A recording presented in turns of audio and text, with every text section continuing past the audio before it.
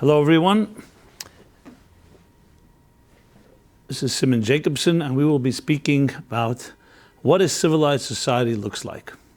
So I welcome you all in cyberspace and everybody wherever you may be. It's always an honor and pleasure to share a few words, especially that we're just coming a few days. Will be Shavuot, the holiday, that event that celebrates a historic and maybe the greatest event in history, the Sinai revelation that took place 3,330 years ago, which will be this coming Sunday. So we're now in the days, as the Bible, the Torah talks about the preparations for it, and I phrase it often that Sinai brought civilization to the world, and hence the title. So let's pose a few questions, as I always do, some provocative questions. How would you define civilization? Do you think that the standards for a civilized society are the same today as they were in the past? For example, would we consider the ancient Greek culture, would we consider them civilized? And how would they consider us? Is it something that's subjective, based on times, based on mores, based on different cultural attitudes, some things that may be random, some things are arbitrary? Are there any absolute standards that define and criteria that would define a civilization? Which words would you describe civilized? How would you define civilized? Cultured, educated, ethical, enlightened, refined, sophisticated, advanced, or something else? I think these questions are very important because they frame the subject in a way that we can actually address and see what civilization is, because it's a word that's overused. We say modern civilization, we say ancient civilization, middle-aged civilization, different civilizations, when in fact, when it comes down to it, we may have very strong disagreements what civilization even means. Well, one society may consider to be civilized, another society may consider that to be primitive. For example, in the ancient Greeks, there was the tradition was that if a child that was born handicapped or mentally limited in some way, it was an act of civilized benevolence to actually kill that child, to both protect the child, to preserve the family from anguish, to preserve society, and the child from having extra pain in its life. Today, we would prosecute someone for doing that. Is that civilized behavior? The Jews were criticized for not being civilized because they refused to do it. Just as an example. And you can go down the list of many, many other such things. So that's what we're going to speak about in the context, of course, of Sinai, what really civilization means. And to really broaden the question really is, what does it mean to be human? What does it mean to live up to our highest standards? So that's an excellent question. Now, if you take the approach, for instance, that we human beings are here by accident, and there's no real purpose and design to life, that doesn't mean we can't be good people, it doesn't mean we shouldn't be moral people, but there's nothing fundamentally purposeful and meaningful about our lives. So you can make the argument that what is wrong with an attitude that everybody just lives whatever is comfortable for them, whatever gives them pleasure. Now, of course, there's other people, so we need to have rules, red lights and green lights, and civilized rules, civil rules, to be able to coexist and not kill each other. But these are man-made rules that are superimposed. But the bottom line is that everybody can do as they see fit. And what does civilization mean? Civilization means coexistence. Coexistence. Listen, we see their benefits in cooperation. The radical evolutionists, for instance, like Richard Dawkins and others, make the case that cooperation is good for the species, and therefore people will be cooperative, and cooperation ultimately creates a civilization. Where it's not just dog eats dog and everybody's out for their own. We understand, and we use our rational minds and our understanding of each other, that in order for a society to thrive, for each of us to thrive, we need to have certain guidelines. Now, there was a time where those guidelines were not enforceable, because there were no systems of justice. And that's what some people would be an uncivilized society, where it was a primitive, basically survival of the fittest. And basically there was no laws and no law and order, and there was no therefore civilization. Or you could argue that's also civilization. When the animal kingdom, when predators go out in the wild to hunt, That's part of the natural balance. As a matter of fact, they keep the balance going, because if they didn't do that, there would be a proliferation and a overabundance of the prey, which multiply in large numbers, and they keep those populations at bay due to the fact that they do consume and they do predate on them.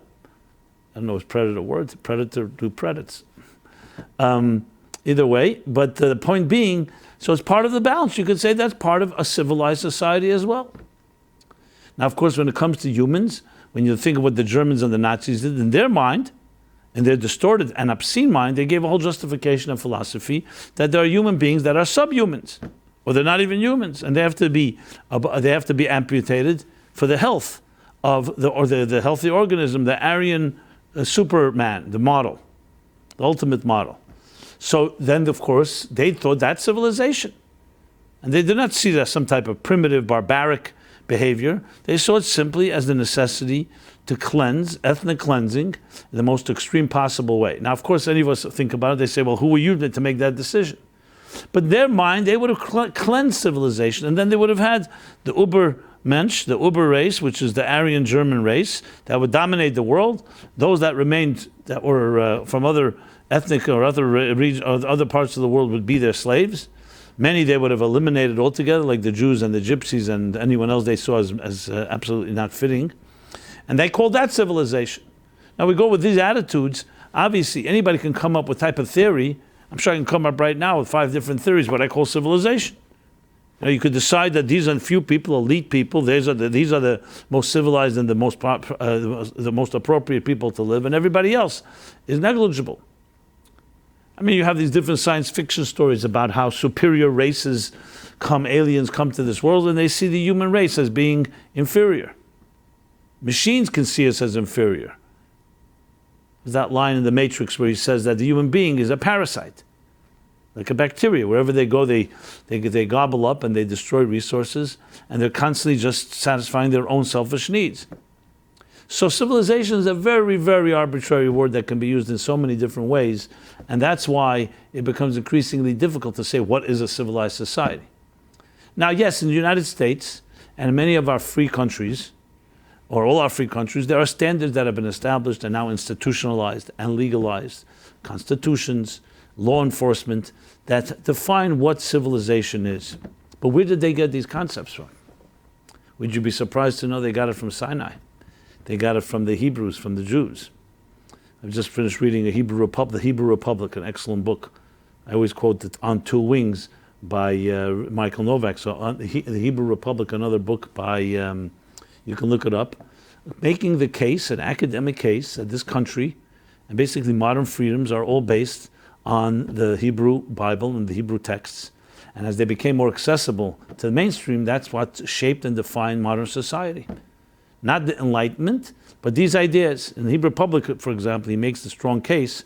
The 3 key things that shaped the modern world was, number 1, that monarchy was not an option, a free government, a government by the people for the people. Number 2, the idea of redistribution of wealth, that was sanctioned from above, as you see it in the Torah, in the Bible. And number 3, the idea of tolerance of other faiths and other religions and other people. Basically, human rights. And makes a tremendous case how these ideas became those that shaped the thinkers and ultimately the leaders that would shape the new governments that were emerging in the 17th and 18th centuries. On Two Wings, he makes the case that the founding fathers based their ideas on the metaphysics of the Torah, as he puts it. So these are excellent books to read, and they all bring us back to this 3,330-year-old event that took place at Sinai. Because that's where the mandate was given for these principles that are shaping the modern world. And that's why it's so vital to understand Shavuot and Sinai in that context, because what we learn from that is the roots and the genesis and the origins of what civilization is. And this may sound a little surprising if you start thinking most people's civilization, again, would be civil behavior and many things we can agree on today, but we didn't always agree on it. And even today you can have arguments. So you really have to get to the heart of what really defines a civil society. which really gets to the heart of what defines a human being, what's expected of a human being. So I go back to what I said. If humans and life in general has no purpose and meaning, so then it's a matter of survival. But survival entails also cooperation and therefore civilization. However, if life has purpose and design, then civilization is defined by human beings living up to the purpose and design of their creation, of their existence. And that is what Sinai contributed. And you'll see, the founding fathers, though they were deists, and they believed in the separation of church and state, yet in the Declaration of Independence, they did not hesitate to say all men are created equal, created, and endowed by the Creator with inalienable rights. Now you can ask, why do you need the word creator? Create, it just creates problems, no pun intended, because now we're talking about a God, a creator, with a capital C. They could have said all men are born equal, or all men are equal. As they say, we hold these truths to be self-evident. We hold the truth to be self-evident, that all men are equal and have inalienable rights, endowed by the Creator, they added. I've asked some legal scholars, some constitutional legal scholars about this. No one gave an adequate answer. I have my theory. My theory is this. Maybe someone has written or said it. If you know someone that has, I'd love to see that. The theory is because they understood a very important principle. That if you don't put in the word creator, and you don't say created, you could always argue, like I said, that maybe we're all here by accident, and that maybe there is no fundamental birthright called rights. Rights are what we give each other based on mutual benefit. And just as we give each other rights, we can take away each other's rights. However, once you attribute it to a creator, once you attribute it that we're created equal and that it's endowed by the Creator, nobody is a creator. Nobody can come and say, I'm the creator or I'm the representative of the Creator. That creates an equal level playing field that everybody has equal rights and nobody can take it away because only the Creator has given it to us and each of us have it as a birthright by virtue of our being created and born in this world by a Creator. Take that away and then you could always make an argument, you know what, maybe there's a segment of Americans that should not be treated equally for whatever reason. So the Creator was vital even for people who were not necessarily coming from a religious point of view. They understood the rationale and the rational reasoning for adding that into it. And that takes us back to Sinai. Sinai was a divine revelation where God says, I am your God. And think about this, the first of the 10 commandments. I am your God that took you out of Egypt. And then it doesn't even say took you out of Egypt, and then continues, and then the laws that we consider to be the basis of civilization. Do not steal, do not murder, do not commit adultery, do not covet. Sometimes we talk about the 7 Noahide laws. They're basically the 10 commandments minus Shabbat and honoring parents. But they're also the same ideas of what's called civilization. And what are those 7 laws? The 7 laws again is not to curse, to not denying God, not to curse God, respect for people's property, meaning not stealing, respect for people's life, not murder. That's 4. Respect for the environment, Ever min achai, do not eat an animal that is alive, meaning taking off a limb from the animal, being sensitivity to creatures and to the environment. That's 5.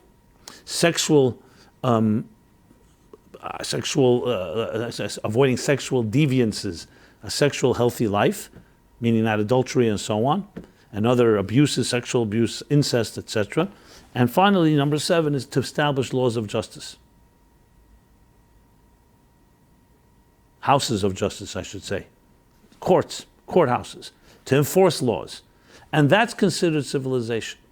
The 10 Commandments, as I said, you have the basics, some variations, but essentially they all start with, however, God, the Creator, as the founding fathers understood, because that gives it the absolute element where nobody can have a loophole and say, maybe I have a different interpretation. So what are these laws? When you think about them overall, what do they ultimately lead to? They lead to a life of virtue, a life of tzedakah and mishpat, to put in the words of the Bible about Abraham. Because Abraham, of course, was the first advocate of this, as the Bible documents, and he taught it to his family, to his children, and to his community, and ultimately it started catching on. And ultimately his children, which include Isaac and Ishmael, Jacob and Esau, which they would become the progenitors and the ancestors of the Jewish world, of course, but also of the Roman Christian Western world, and Ishmael, of course, of the Arab Muslim world. And in many ways you could say even of the Far Eastern world, because Abraham sent his children to the east with secrets. Not to go into that right now, it's not so relevant. The point being, however, is that Abraham perpetuated these teachings of what? Of social justice. To do kindness, to do virtue and justice with each other. Why? Not because it's just a nice thing to do, because if I do justice with you, you'll do justice with me, and that's why we cooperate, that's how we survive, because it is the purpose of why we're here. Life is driven by mission, and civilization means living up to the mission for which we were driven, which we were created. And we were created to transform this material world into a home for the divine.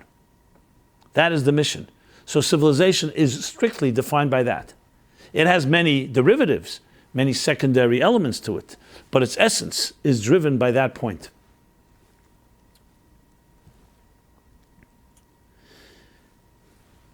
So when we talk about civilization, I would now add the word healthy civilization. Just like civilization consists of a community or many communities, a healthy human being, a healthy civilization, is a civilization of many healthy human beings. So what defines a healthy human being? So let's go back to an analogy that I use often, the engineer analogy. You build a machine. Engineer builds a very complex machine. What defines the health of this machine? The welfare, the good welfare of this machine is following the engineer's intentions, following the operator's manual that the engineer wrote, that went together with the machine, that says, this is what you should use the machine for, this is what you should do to upkeep the machine, this is what you should avoid doing to not cause damage, this is what you should do to keep the machine humming along. Everything about the machine is written in the operator's manual. That's called the healthy machine. Civilization is many healthy machines. I don't mean the word emphasis on machine, I'm just using it as an analogy, but many of them working together the same way with a healthy organism. Look at the human body. What's a healthy human body? When each organ, when each limb, when each system, when each detail, every fiber of our existence, every cell is following and doing what it was created for. That of course, allows for a healthy organism to function. The blood circulates properly, the nervous system is functioning well, the muscles, the neurological systems, can go on and on. What is an infection? What is illness? What is disease? What is sickness? When something invades, either internally or from externally, or due to other factors, that invades, that upsets the machine from working properly. The same thing is the human psyche, psychologically and emotionally. Their emotional needs, when there's love, human beings need love. So what defines a healthy organism? Just like there's physical rules for a healthy organism, there's also, we'll call it spiritual or psycho-spiritual and emotional rules as well. As we prepare for Shavuot, you may be familiar, I talk about it often, the 49 days of the counting. 7 times 7 of what?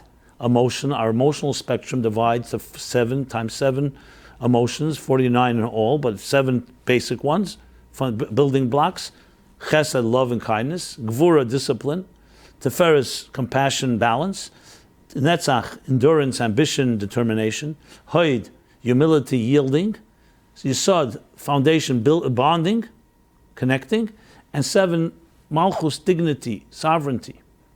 As I discussed at length in my book called The Spiritual Guide to Counting the Omer. It's actually not at length, every day is a short piece, but it elaborates on each one of them, helps us examine. When you follow those guidelines, you're aligning your emotional structure toward the healthy one that is expected, the model that works best, which includes all these 7 emotions and their interactivity with them. That's make the 7 times 7, the love within love, the discipline within love, the compassion within love, the endurance within love, the yielding, the humility within love, the bonding within love, the dignity within love. And the same thing with discipline, all 7. As elaborated there, you could also find it online. If you're still interested, the My Omer app, very popular app this year, we completely refurbished it, and really, really cool. But it's used all year round, even though the counting actually is a 49-day counting, which will conclude this Saturday. The last count will be Friday night. And but that describes what a healthy organism is. When a healthy organism is healthy in its own, then it can interact with other healthy organisms and the sum total of that, or more than the sum total, the synergy of that creates a healthy civilization. So we have an operator's manual. We have a blueprint. The blueprint, yes, the 10 Commandments, the 7 Noahide laws. These are blueprints this is a blueprint that defines what makes us work best. Not just what is nice or what God wants or what, as I said before, the cooperation due to mutual benefit, so survival is necessary for us to cooperate, but the fundamental ingredients that define a healthy human being and ultimately a healthy family, then a healthy community, and a healthy society, and a healthy nation, and ultimately a healthy civilization. And they all have to be consistent. There's no such thing as healthy human being and an unhealthy civilization, or a healthy civilization and unhealthy human beings. The units are what define the whole. And when the units are healthy, the whole becomes healthy. Obviously, there are elements that are focused on the units, and there are elements that are focused on the whole. Like, for example, you need guidelines that govern everybody. But those guidelines cannot undermine or annihilate the individuality and the health of an individual. If anyone makes the argument that for the good of the whole, some people have to be compromised, there's a problem. Same thing like in the human body. Think of that, the good of the whole, any organ or limb has to be compromised. God forbid there's an infection or there's a crisis, and you may have to save the whole body, you may have to, God forbid, amputate. But that's under extreme circumstances. But in a healthy situation, the healthier each organ is, the healthier each limb, the healthier the whole body is, and vice versa. So there's a synergy that includes the individual, each one doing what it has to do best, and also complementing and working with all others. So if you were to ask a healthy society, I mentioned before a bunch of words. Let's go back to those words. Cultured. Cultured? It may be a piece of it. But cultured, if it doesn't have ethical, even if it has educated and enlightened and sophisticated and advanced, yes, that would be the definition of maybe a high-functioning civilization, meaning producing a lot, but is it a healthy civilization? Can a civilization have no ethics? And as I said, fundamental ethics, the founding fathers made the argument that you don't have civil rights. If you don't have human rights, everything else fails, even if you have the best universities and the nicest culture and music and art. And people are enlightened, but if they're and sophisticated, just because you have a lot of knowledge doesn't mean, like the famous Oscar Wilde said, that there are people who know the value of everything, the price of everything, but the value of nothing. Or today, it's not that we have a higher rate of illiteracy, a lower rate of illiteracy, it's only illiterate people know how to read. Just because we have education does not mean that we have focus. Just because people make money does not mean that they're healthy. So civilization directly goes to the soul of the matter. The soul of a civilization is the soul of the human being, a healthy soul and a healthy body fulfilling a mission and purpose that goes far beyond just the functionality. So we're not just talking about making a machine function well, we're talking about making a machine thrive, living up to its purpose. Can you call a healthy civilization, for example, one where children are hurt, even though some people may benefit from it? Can you call a healthy civilization where people are not actualizing their potential? Or some are and they repress others? Absolutely not. So Sinai gave this blueprint to the mankind, to the human race, through the Jewish people, but it was for the entire human race. And it took time. It took thousands of years, actually, for it to take hold. The Hebrew Republic, as he puts it in the book, the United States is only 242 years old. First institutionalized government that institutionalized these principles. This doesn't mean there weren't ethical leaders and there weren't benevolent despots in the past, but it was not part of the mainstream. The concept of charity, to the point of the billions of dollars of humanitarian aid, and the billions and trillions of dollars given out in charity today, unprecedented. And the list goes on. This doesn't mean we have a perfect society or civilization, but we have principles that are grounded and rooted in very fundamental foundations that go back 3,330 years. So when you talk about civilization in that context, You're talking about this healthy organism, and there are guidelines. Now you may say, I don't know the guidelines. So this is the time we study. This is why every year we celebrate and honor this holiday. I would say it's even a universal holiday, because at Sinai we're given also the universal laws of civilization, as Maimonides writes, at the end of chapter 8 of his Laws of Melachim, of Kings, the obligation not just to teach Jews to teach each other about their laws, but also to inspire and influence the entire world, that these teachings were given at Sinai. Why Sinai? Because you need that foundation. All men are created equal. Created. And by virtue of the Creator are endowed with inalienable rights. And everything flows from there. You don't find anywhere in the Declaration of Independence of the Constitution the focus that the mission of this nation is to create physical, material prosperity. Because they understood, give people those rights, cherish them. They will then thrive. Put them in a prison. Use them as slaves or serfs. You may get, some individuals may be enriched by it, but you're not going to have a healthy civilization. So we have the guidelines, and they have already spread all over the world, even to the children of Yishmael and to the children of Esav, as the Talmud says, that God went by Sinai, he went to, and offered it also, not just to Abraham's grandsons and children that came through through Isaac and Jacob, but also through the children of Yishmael and the children of Esav. And they rejected it at the time because they said, we can't live up to these standards, it's too much for us. It came to the Jewish people, they accepted, Nasav and Ishma. We will do and then we will understand.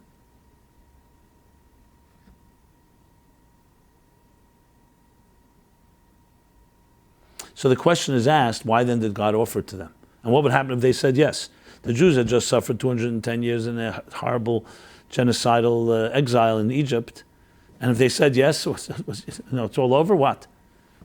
So why did God offer it to them? So the Zohar and Hasidic teachings teach, because offering it to them was to redeem the sparks and to elevate them and ultimately prepare them for the day when they would ultimately accept them. And look what happened. A little over 1,000 years later, you have the birth of Christianity, with the Roman Western world started embracing principles given at Sinai.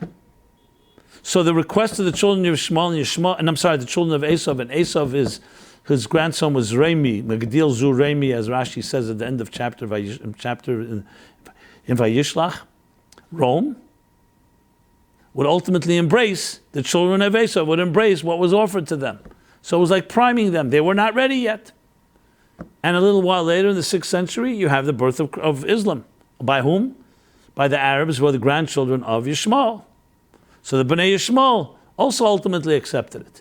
And ever since, it's been battles and difficulties to the point of the conflicts of civilizations, clash of civilizations, as Huntington puts it. And what? Ultimately, the Christian world was tamed after the Crusades and after their aggressions. And the Muslim world will also be tamed, because that's the direction, the trajectory we're going to.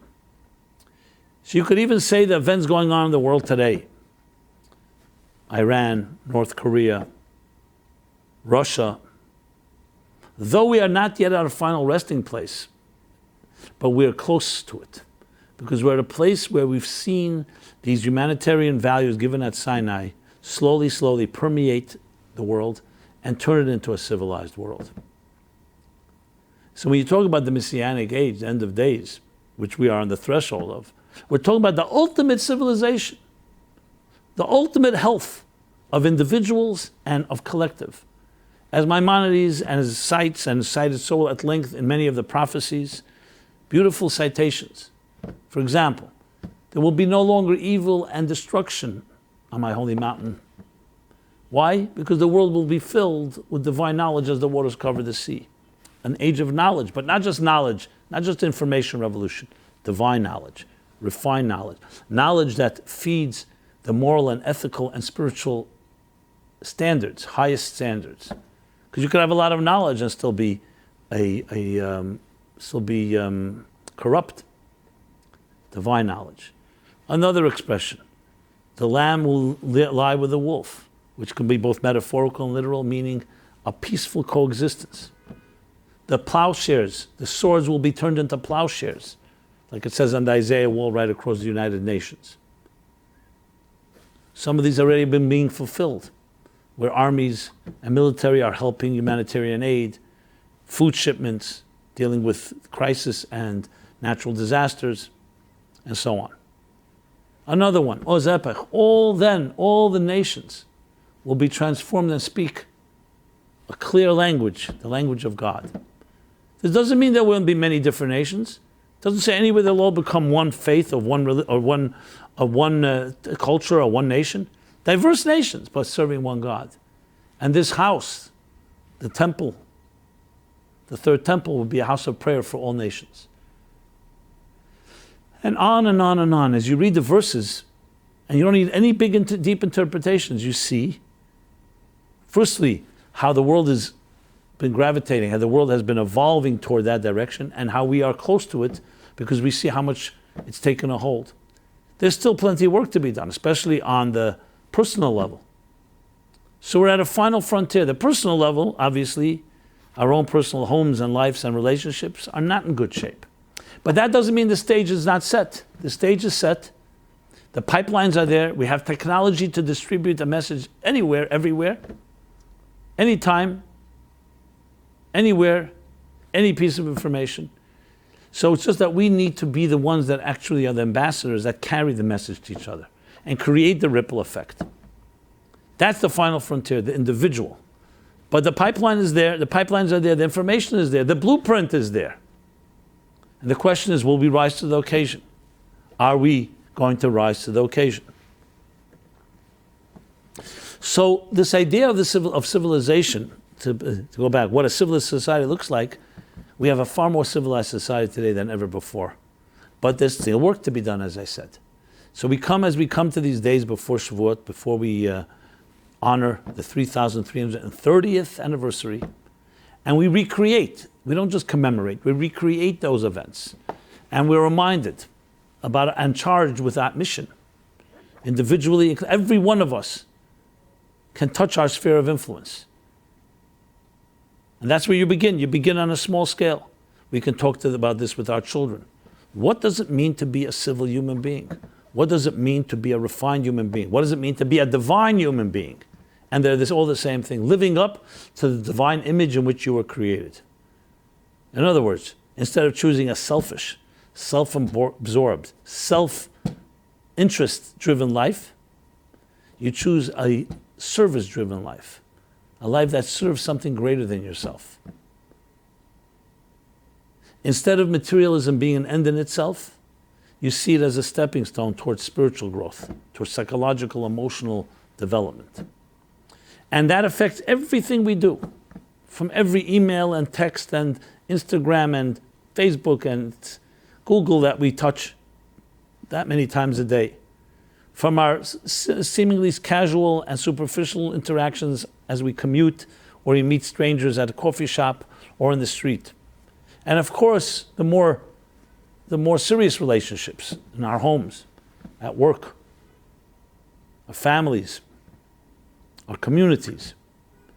All it takes is us redirecting the arrow instead of me, turning it outward and saying, what am I here to give? What can I give? How can I fulfill my mission? And that's how you fulfill also your own needs. And that is what we are charged to do. So to say, let's look around, let other people create civilization, that's no. We have to look at ourselves. At the end of the day, this world, the 7 billion people, is made up of 7 billion individuals like you and I. That's where it begins. And we know today with science, the butterfly effect, that a little gust of wind in Kansas can create a typhoon in Singapore. The idea that one little act can release an energy that ripples through all of existence. In the words of Maimonides, that a person has to always see the world as equally balanced, good and bad. And their one good deed tips the scale and brings personal and global redemption. These are the attitudes we have to take. And what better time as we honor 3,330 years? 3,330 years. What have we been through? And we're here, standing. We're here standing and declaring that Sinai, the time has come for Sinai to reclaim its true prominence, to being the biggest event in history and one that has ultimately prevailed. Again, despite all odds, and now time to reclaim it and pronounce for all to hear, from all the mountain tops and valleys, from the east and the west, the north and the south, to hear, as it was then 3,330 years ago, as the sound came out of the Ten Commandments, it said the entire earth was silent in anticipation. Birds did not chirp. Everything came in eerie silence because the universe was sensing and feeling in its DNA that something momentous was taking place. What was momentous taking place? The rules of civilization, what makes a healthy organism work. The world works in its best possible way. To use another way it's put sometimes, it says that before Sinai, there was a schism, a split between the heaven and earth, between that which is above and that which is below, between matter and spirit. The true E equals MC squared began then, because at Sinai, as God descended and Moses ascended, of course it wasn't just a physical thing, it meant that heaven and earth kissed. But not just a one-time thing, it's set in motion and empowered us and gave us the capacity to fuse heaven and earth, to fuse matter and energy, to fuse matter and spirit, to spiritualize the material world.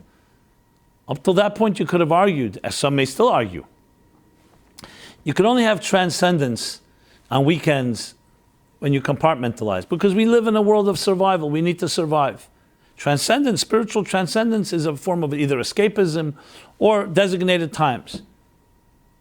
There are those that, or you have to live an ascetic lifestyle. Others say, no, we could find in the Protestant work ethic, like the Calvinists, that in the material world we can just be fine people.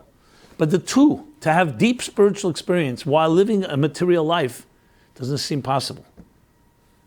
Sinai came and said it's absolutely possible. You can live in the most material existence and still experience transcendence.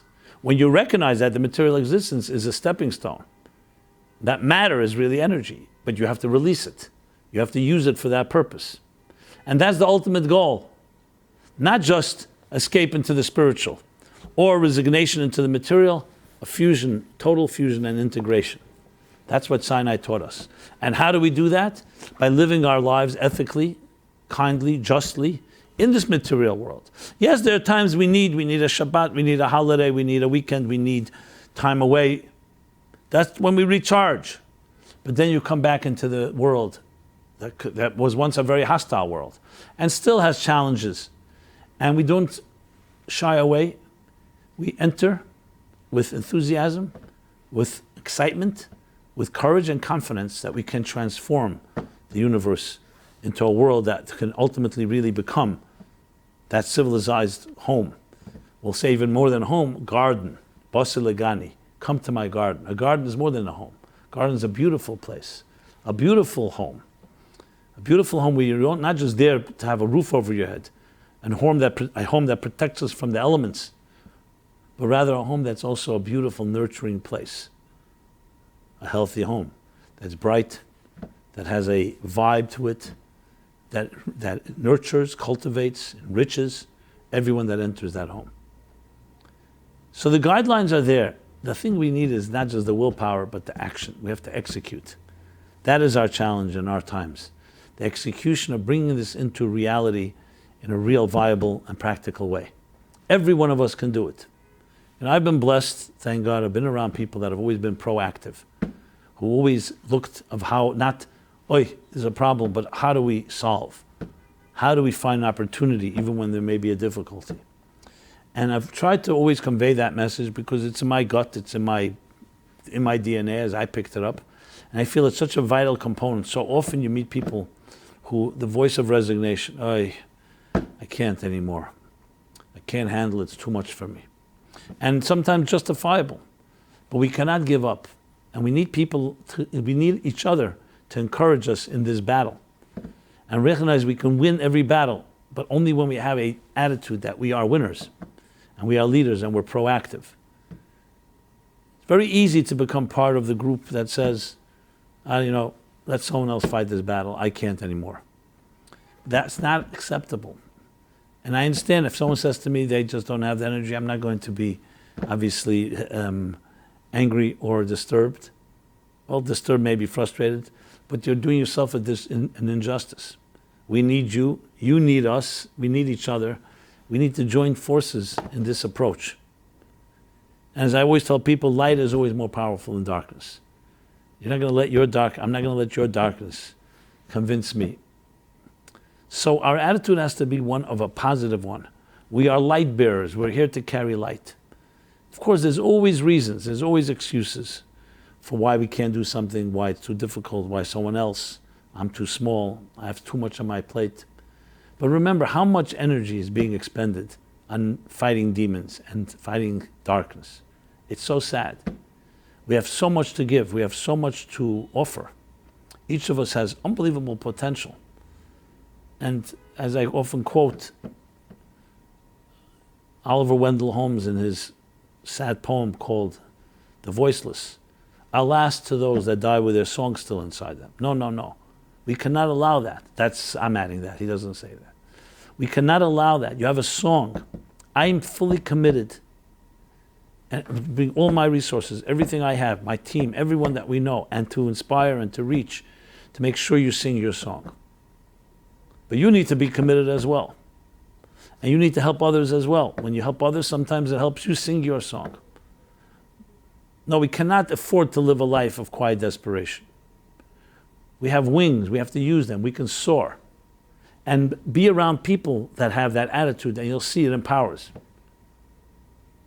So here's what I say as we are about to enter in a few days from now as we prepare for this 3,330th anniversary of this historical event.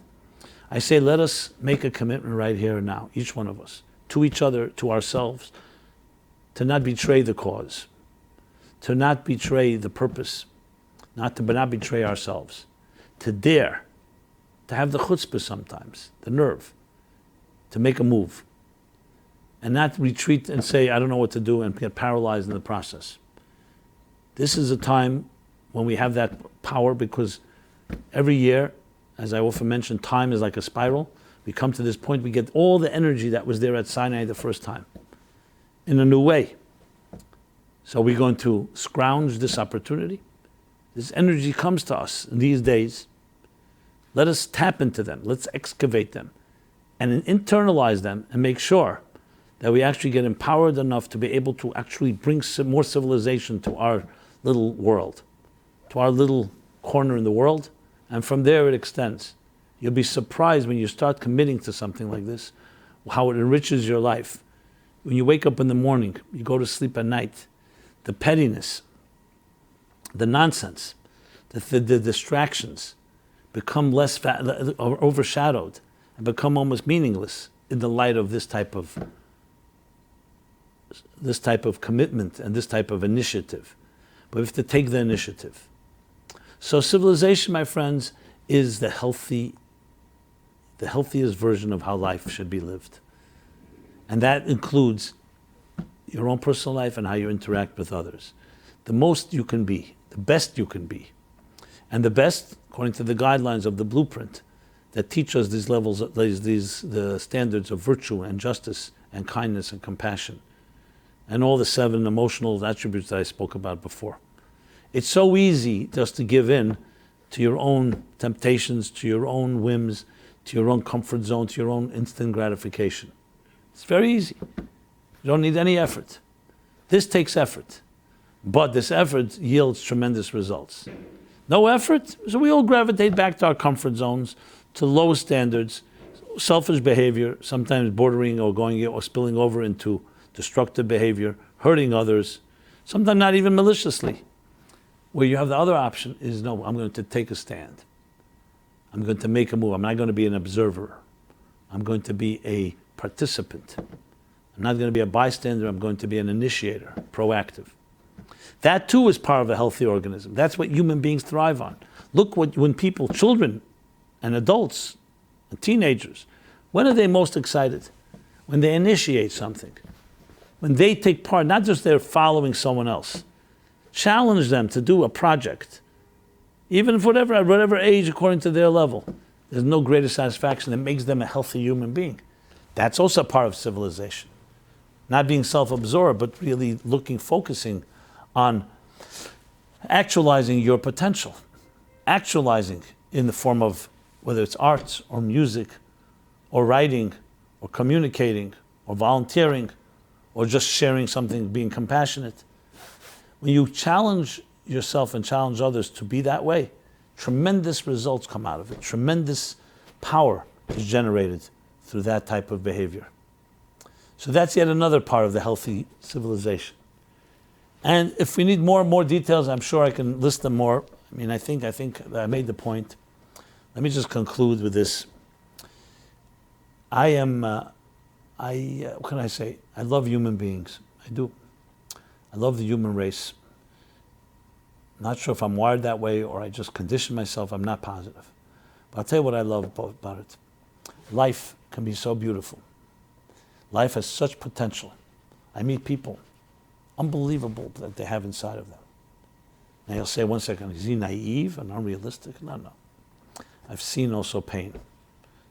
But still, with all that I've seen how bad people can treat each other, how people can hurt each other, abuse each other in horrible ways. Yet I still believe and see the soul that is so beautiful.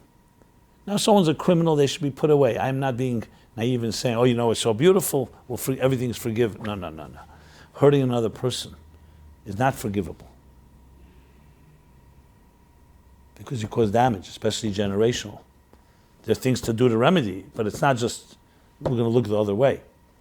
But in the overall picture, especially when we look at our children, who have yet to enter the world, have yet to be corrupted and jaded and so on, such beauty. Think about it. Even in yourself, as much as you may think yourself as an ugly person, or a person that has these deep, dark secrets, and we all have our skeletons, and we all have those moments where we really are not proud of ourselves and have a lot of shame. But there's another side. There's your soul. Such a beautiful soul. And by virtue of the Creator, yes, Creator, you have purpose and design and you have potential. So what are you going to focus on? What are you going to embrace? The darker part or the beautiful part? That's the question we have to ask ourselves. You'll say, I would love to embrace the beautiful. You just keep gravitating back there. So do something about it. It's not out of your control. Do something about it. Like what? Find new friends, go to a new class, initiate something. Do something about it. It's sometimes a small step, but a shift. Very easy to go back into the rut. But that means that you're letting your comfort zone, you're letting your patterns and routines become you. What has happened to you is becoming you. You have the power to stand up and change that. You say, I don't have the strength. Reach out to others. Say, I want to be part of something. Go to somebody that you feel that is doing a good project. Say, I want to be part of this project. I want to hang out with you guys. Give me a job to do. I want a responsibility.